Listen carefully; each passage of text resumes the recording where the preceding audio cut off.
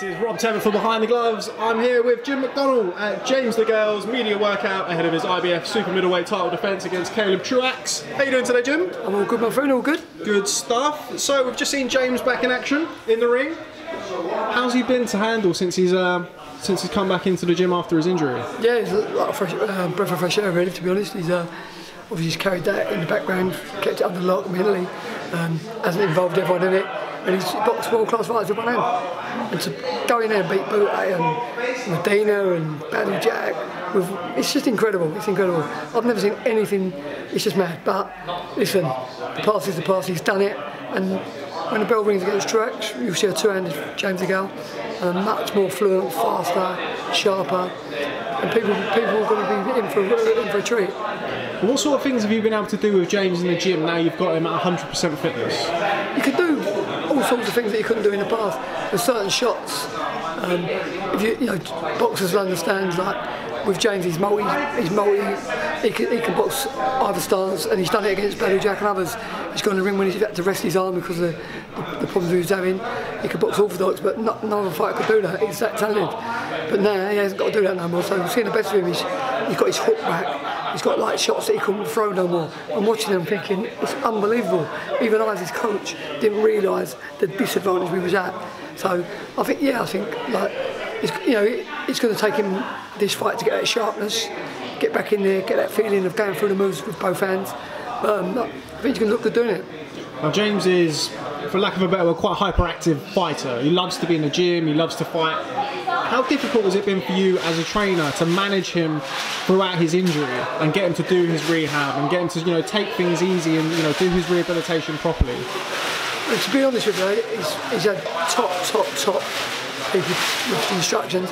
So my main task is the warm-ups he's got to do for his sessions is to make sure he does them. So because James would skip them.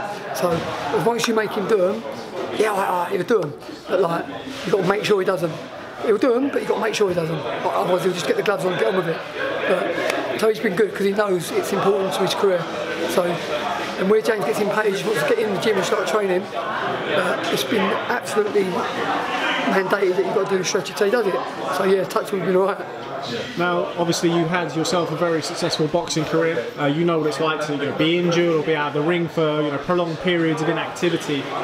Is it difficult? I mean, are you wary of James being out of the ring since January? Is there things that you've had to look out for, or how significant is that time away from the ring? See, when you're at the level James is at, like ring sharpness is saying that you can only get through being in the ring. So obviously an active fighter is a productive fighter, is a good fighter.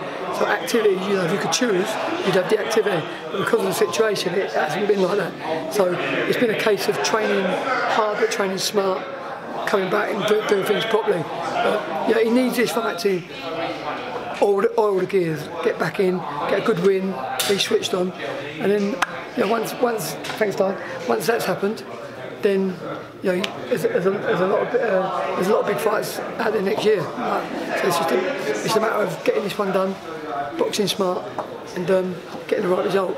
And he's ticked all the boxes in sparring, he's trained, he's done the rounds. So yeah, I'm sure he's going to put on a tremendous performance. Now, as you mentioned, there are big fights lying ahead for James Degale. One of them that has been mooted is the winner of George Groves against Groves-Eubank Jr. Firstly, what's it been like for James listening to all of the hype around George Groves and Groves-Eubank Jr.? I mean, I know today he's been asked numerous questions about it. Has that rankled with him a little bit? Is it something that sort of annoyed him as somebody looking outside? What I say to James all the time is the facts don't lie.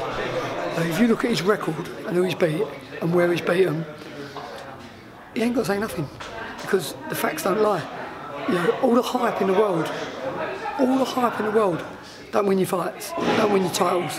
So James knows what he's about. He knows how structured his career is. He knows what he's done. He knows he's the number one in the division. So he don't have to question himself. So he looks at it. And really, I said to you, it's all good for him because down the line, if he fights any of them guys, everyone knows who they are, everyone knows what they're about. There's been a lot of talk about Eubank, there's been a lot of talk about rematch with George Groves, there's been a lot of talk about possibly Callum Smith. All these guys are engaged, so they're doing their thing, they're all in their tournament. So let them sort out what they're doing, maybe the winner of that will end up fighting James Degale. That's probably what the British public are in for a great fight, because you have two well-known people, two well-known fighters, both with belts. It'll be a great domestic fight on the world stage. Hi fans, it's Michelle Joy Phelps, and if you haven't already subscribed to my YouTube channel, make sure you go ahead and do so by clicking right here.